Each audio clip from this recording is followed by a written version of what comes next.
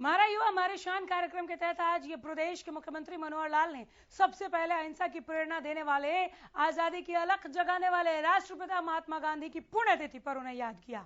तो वहीं उन्होंने युवाओं से संवाद कर उनको मूल मंत्र दिया। सीएम ने कहा कि देश के निर्माण में युवाओं की अहम भूमिका है।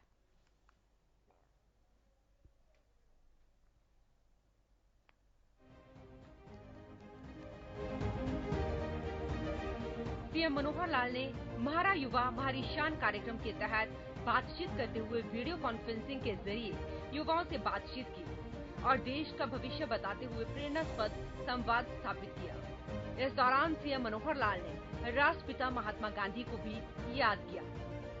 सबसे पहले तो आज 30 जनवरी है और बहुत ही एक सत्यनिष्ठा, त्याग की मूर्ति, अहिंसा के पुजारी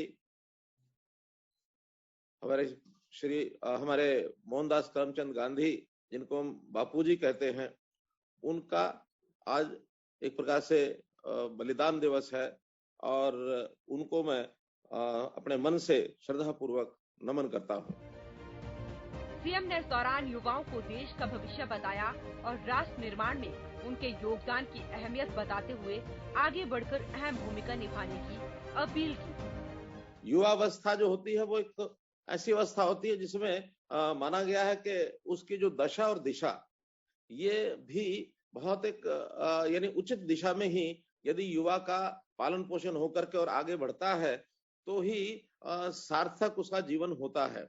क्योंकि दिशा अगर अच्छी है तो युवा जो है वो कहीं भी एक अच्छे निर्माण के कार्य में लगेगा और यदि दिशा कहीं भ्रमित हो गई तो वही युवा मन अपनी ऊर्जा को विध्वंस की कार्रवाई में भी लेकर के चल सकता है। युवा मन बहुत चंचल मन होता है।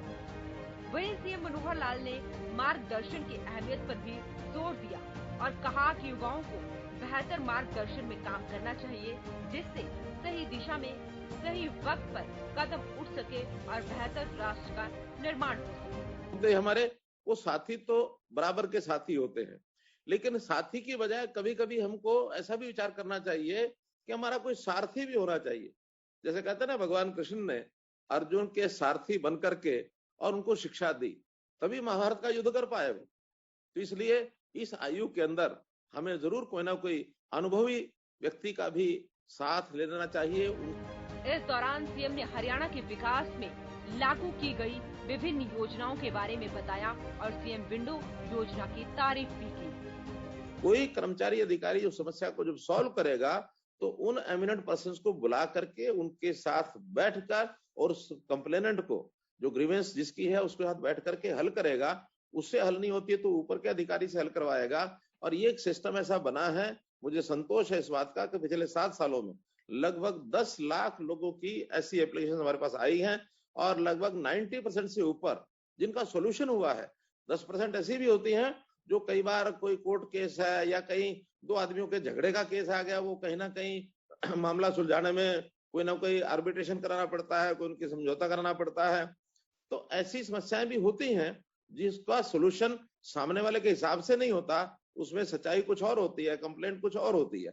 तो इस प्रकार से 90% लोग जो उससे सेटिस्फाइड है और अब लोगों को भीड़ की भीड़ जो यहाँ चल के आती थी एक छोटे काम के लिए, और न केवल खुद आते थे बल्कि वो किसी ना किसी दलाल को भी पकड़ के लाते थे और दलाल कहता था मेरे लिए गाड़ी करो, उसमें तेल भराओ, 2 दिन का साथ चलूंगा और फिर उससे कुछ ना कुछ जेब खर्ची भी ले लेता था वो।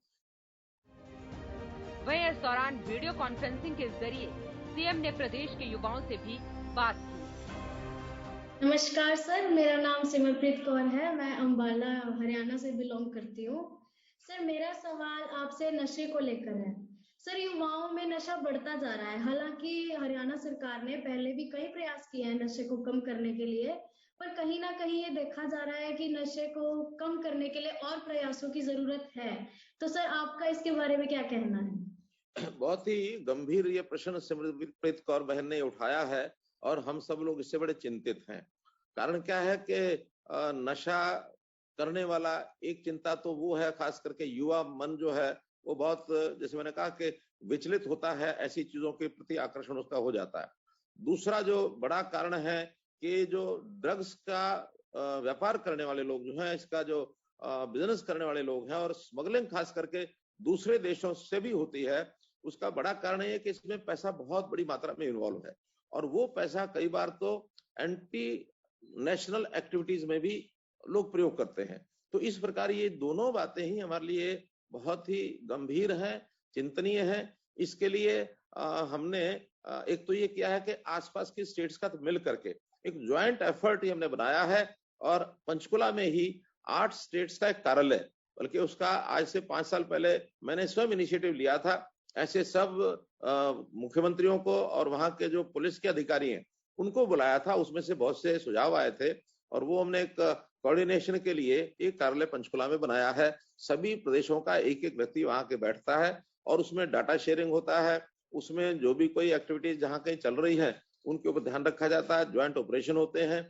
और साथ ही हरियाणा के अंदर एंटी नार्कोटिक्स ब्यूरो हमने बनाया है, और पिछले वैसे तो पिछले क्या, जब से शुरू किया है, हर महीने बहुत बड़ी मात्रा में और इस प्रकार के जो पदार्थ हैं, नशीले पदार्थ, वो पकड़े जाते हैं, और पकड़ने के बाद ऐसे लोगों को सजा भी देते हैं। पिछले 2-3 महीने में ही सैकड़ों केस ऐसे हुए हैं, जगह जगह गांजा है, सुल्फा है, और बहुत से ऐसे जो प्रकार हैं, बहुत प्रकार तो हमें नहीं पता लगता कि क्या क्या प्रकार नशीले लोग, बच्चे जो है वो करने लग जाते हैं। बड़ी हैरानी हुई मुझे कि जो छोटी छोटी दैनिक उपयोग की वस्तुएं हैं उसको भी, यानी जो बूट की पॉलिश, इसको लोग खाने लग गए, इसमें से नशा करते हैं।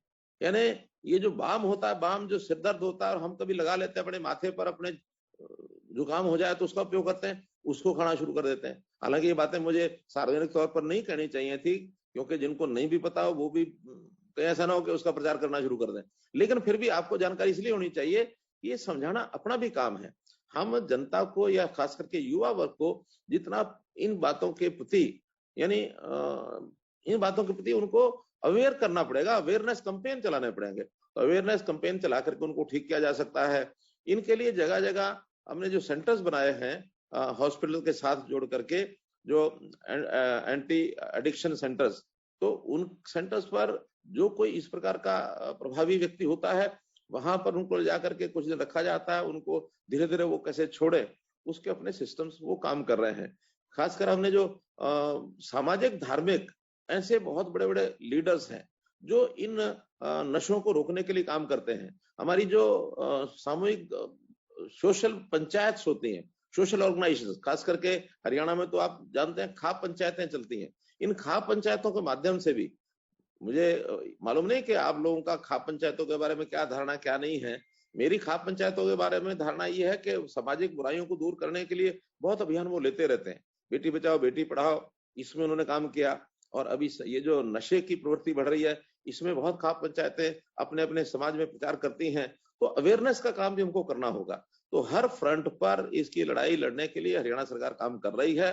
आपसे भी अपील है कि आप अपने ऐसे युवा साथी जो इस संकट में घिर गए हैं, और कई बार ये आदत लग जाती है, एडिक्ट हो जाता है व्यक्ति, तो एडिक्शन के बाद उनको छुड़ाने के लिए हर प्रकार के मेथड जो सुझाए जा सकते हैं उनको सुझाने चाहिए, उनको वहां सेंटर्स तक पहुंचाना चाहिए, और अपने व्यक्तिगत संबंधों का भी इसमें उपयोग करना चाहिए, ताकि हमारी युवा पीढ़ी वो ठीक दिशा में आगे बढ़े, इस कुचक्र में न फंसे। सीएम मनोहर लाल ने प्रदेश के विकास में युवाओं के महत्व को देखते हुए उनसे संवाद स्थापित किया, और ये हरियाणा की तरक्की में उनके योगदान को लेकर उम्मीदों से भरा हुआ बताया। हरियाणा न्यूज के लिए चंडीगढ़ से रवि कालीरमन की रिपोर्ट।